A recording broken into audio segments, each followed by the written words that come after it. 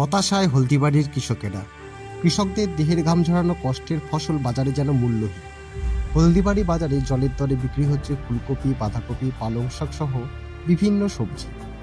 এমনই এক চিত্র আজ সকালে ক্যামেরাবন্দি করল আমাদের নর্থ বেঙ্গল সমাচারের প্রতিনিধি।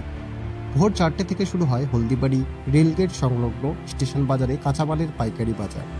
হলদিবাড়ি ব্লকের কৃষকরা ছাড়াও এখানে সবজি বেচতে আসেন জলপাইগুড়ি জেলার প্রধান পাড়া, মণ্ডলঘাট, সাতপুরা, মানিকগঞ্জ, মালকানি, বেরবাড়ির কৃষকেরা।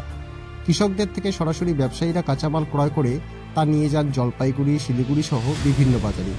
পাইকারি বাজারে ফুলকপি আজ 3 টাকা, বাঁধাকপি 5 টাকা, আলু 10 টাকা, পালং শাক 5 টাকা, মটরশুঁটি 30 টাকা প্রতি কেজি, লাফা ও লাল শাক 1 টাকা আটি, পেঁয়াজকলি 30 টাকা কেজি, বেগুন 5 টাকা ও 10 টাকা কেজি দরে বিক্রি হচ্ছিল। একদিকে কৃষকদের সার, বীজ, বিষ ও যন্ত্রপাতির অত্যাধিক মূল্যবৃদ্ধি ও অন্যদিকে কাঁচামাল বাজারে দামের এই প্রভাবে লোকসানের মুখ দেখছেন বলে কৃষকেরা জানান। আমাদের সামান মোহাম্মদ, বাড়ি হচ্ছে হলদিবাড়ি। মুই একটা কৃষক, মুই মনে করো ধনিয়া আনিছু, 100 ধনিয়া 10 টাকা সহ না। হ্যাঁ, আমরা কৃষক, আমরা এলা কি করি? 10 টাকা সহ বলতে আটি 10 টাকা? না, আটি নাই, 100 আটি হচ্ছে 10 টাকা। কতগুলো হবে 100 আটি? এতগুলো 10 টাকা নেয় না?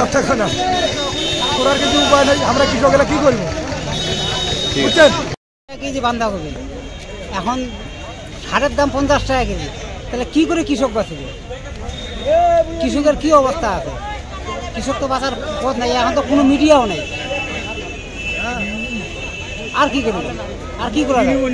আর বাজার না উঠলে তো মরণ হয়ে যাবে কৃষকের।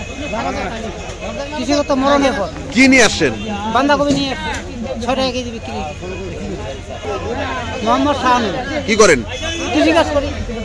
আপনারা দেখছেন নর্থ বেঙ্গল সমাচার, উত্তরের বার্তা, সত্যের পথে।